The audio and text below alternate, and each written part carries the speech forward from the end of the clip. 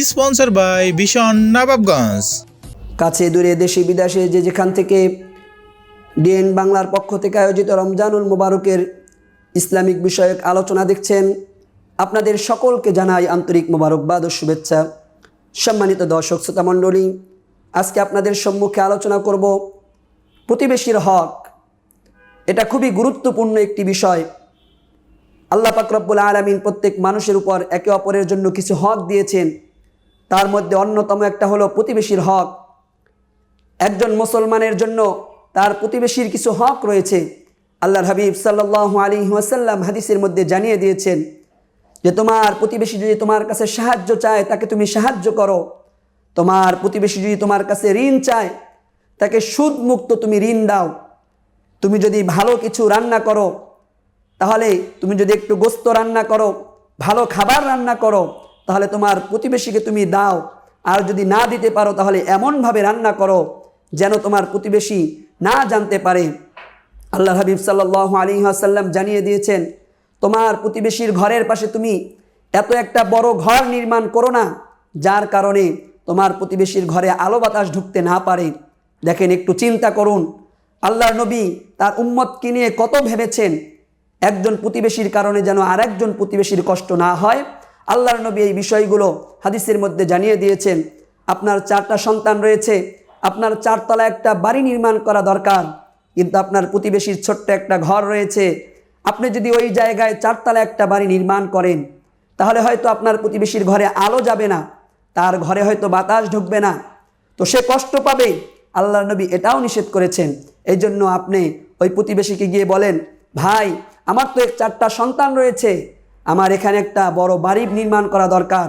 তাকে সন্তুষ্ট রেখে তারপর আপনি বাড়ি নির্মাণ করেন। এই জন্য আল্লাহর হাবিব সাল্লাল্লাহু আলাইহি ওয়াসাল্লাম হাদিসের মধ্যে বলেছেন যে তোমার হাত থেকে, তোমার জুলুম থেকে, তোমার নির্যাতন থেকে যেন তোমার প্রতিবেশী সে সবসময় বেঁচে থাকে। কারণ যেই ব্যক্তি পরিপূর্ণ মুমিন, যেই ব্যক্তি পরিপূর্ণ ইমানদার, তার গুণ হলো তার জুলুম থেকে, তার নির্যাতন থেকে, তার কষ্ট থেকে তার প্রতিবেশী সবসময় নিরাপদে থাকবে। এই জন্য আল্লাহ হাবিব সাল্লাল্লাহু আলাইহি ওয়াসাল্লাম অন্য হাদিসের মধ্যে জানিয়েছেন একজন মানুষের জন্য সৌভাগ্যের চাবিকাঠি হলো 4টা জিনিস। 1 নম্বরে হলো একটা গাড়ি থাকা, 2 নম্বরে হলো একটা বাড়ি থাকা, 3 নম্বরে হলো একজন সতী নারী তার জীবনে আসা, 4 নম্বরে হলো একজন ভালো প্রতিবেশী থাকা। একটা গাড়ি অর্থাৎ আপনার সাধ্যের মধ্যে একটা বাহন আপনার থাকা, 2 নম্বরে আপনার বসবাস করার মতন একটা বাড়ি থাকা, 3 নম্বরে একজন সতী নারী আপনার জীবনে আসা, 4 নম্বরে হলো একজন ভালো প্রতিবেশী আপনার জীবনে আসা। আপনার প্রতিবেশী যদি ভালো হয়, সে ফজরের নামাজ পড়তে যাবে, তখন আপনাকেও ডাক দিবে, আব্দুর রহমান ভাই চলেন ফজরের নামাজ পড়ে আসি। আর যদি আপনার প্রতিবেশী ভালো না হয় তাহলে দেখবেন সেই সকাল থেকে সন্ধ্যা পর্যন্ত, আবার সন্ধ্যা থেকে ফজর পর্যন্ত, ঘুমের আগ পর্যন্ত শুধুমাত্র আপনাদের মাঝে ঝগড়া লেগেই থাকবে, এর মাধ্যমে অশান্তি হবে। এই জন্য আমরা অনেকেই রয়েছি প্রতিবেশীর হক আমরা আদায় করি না। হযরত আব্দুল্লাহ ইবনে মুবারক রাহমাতুল্লাহি আলাইহি, যিনি অনেক বড় একজন আবেদ ছিলেন, আব্দুল্লাহ ইবনে মুবারক রাহমাতুল্লাহি আলাইহি একবার হজে যাওয়ার জন্য ইচ্ছা করলেন। হঠাৎ করে তার সন্তান দেখলো কান্না করতে করতে তার ঘরের মধ্যে চলে এসেছে। হযরত আব্দুল্লাহ ইবনে মুবারক রাহমাতুল্লাহি আলাইহি সন্তানকে জিজ্ঞাসা করলেন, ও সন্তান তুমি কেন কান্না করছো? সন্তান বললেন, ও বাবা, আমি আমার প্রতিবেশীর ঘরে গিয়েছিলাম, তারা গোশত রান্না করেছে, আমি তাদের কাছে একটু গোশত খাওয়ার জন্য বলেছিলাম, কিন্তু তারা আমাকে গোশত দেয় নাই, না দিয়ে ঘর থেকে বের করে দিয়েছে। আব্দুল্লাহ ইবনে মুবারক রাহমাতুল্লাহি আলাইহি ওই প্রতিবেশীর কাছে গিয়ে বললেন, তুমি কেন আমার সন্তানকে এক টুকরা গোশত না দিয়ে তোমার ঘর থেকে তাড়িয়ে দিয়েছো? এইবার ওই প্রতিবেশী কান্না করে দিলেন, বললেন, হে আব্দুল্লাহ ইবনে মুবারক, আমার জন্য এই গোশতটা খাওয়া জায়েজ, কিন্তু আপনার জন্য এই গোশত খাওয়া জায়েজ না, তাই আপনার সন্তানকে আমি গোশত দেই নাই। আব্দুল্লাহ ইবনে মুবারক রাহমাতুল্লাহি আলাইহি বললেন, হে ভাই, হঠাৎ করে কেন এই কথা বললা? এই গোশত কেন আমার জন্য খাওয়া জায়েজ হবে না? এইবার ওই লোকটা বলল, হে আব্দুল্লাহ ইবনে মুবারক, গত 3 দিন পর্যন্ত আমার ঘরে কোনো খাবার নেই, আমার সন্তানগুলো না খেয়ে আছে। হঠাৎ করে আমি যখন কাজ করে বাসায় ফিরছিলাম, আমি দেখলাম একটা গরু রাস্তার পাশে মরে আছে। ওই মরা গরুটার থেকে আমি একটু গোশত কেটে আমার সন্তানদের জন্য নিয়ে আসলাম। মনে রাখবেন, এখানে তার জন্য জায়েজ, কারণ তার ঘরে কোনো খাবার নাই। তখন তার জন্যই মরা গরুর গোশত খাওয়াও জায়েজ। তখন আব্দুল্লাহ ইবনে মুবারক রাহমাতুল্লাহি আলাইহিকে বললেন, ওই গোশত কেটে আমি বাসায় নিয়ে আসলাম, সুন্দর করে ওই গোশতটা রান্না করে আমার সন্তানদেরকে নিয়ে খাইলাম। কিন্তু আপনার সন্তান তো খাবার পায়, তার ঘরে খাবার আছে, তার জন্য এই গোশত খাওয়া জায়েজ হবে না।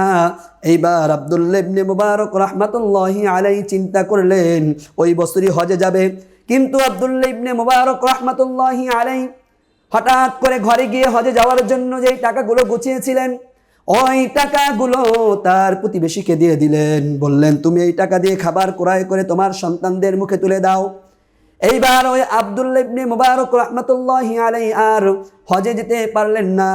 হঠাৎ একদিন আব্দুল্লাহ ইবনে মুবারক রাহমাতুল্লাহি আলাইহি যখন ঘুমের মধ্যে ছিলেন, আল্লাহ পাক রব্বুল আলামিন আব্দুল্লাহ ইবনে মুবারক রাহমাতুল্লাহি আলাইহিকে স্বপ্নে দেখাইলেন, হে আব্দুল্লাহ ইবনে মুবারক, আল্লাহ পাক রব্বুল আলামিন এই বছর তোমার হজকে কবুল করে নিয়েছে। সুবহানাল্লাহ। আব্দুল্লাহ ইবনে মুবারক অবাক হয়ে গেলেন, বললেন, আল্লাহ, আমি তো এই বছর হজ করতেই যেতে পারলাম না, কিভাবে আমার হজ কবুল হলো? ওই স্বপ্নের মধ্যে আব্দুল্লাহ ইবনে মুবারক জিজ্ঞাসা করলো, আল্লাহ, আমার হজ কিভাবে কবুল হলো? আমি তো বুঝলাম না।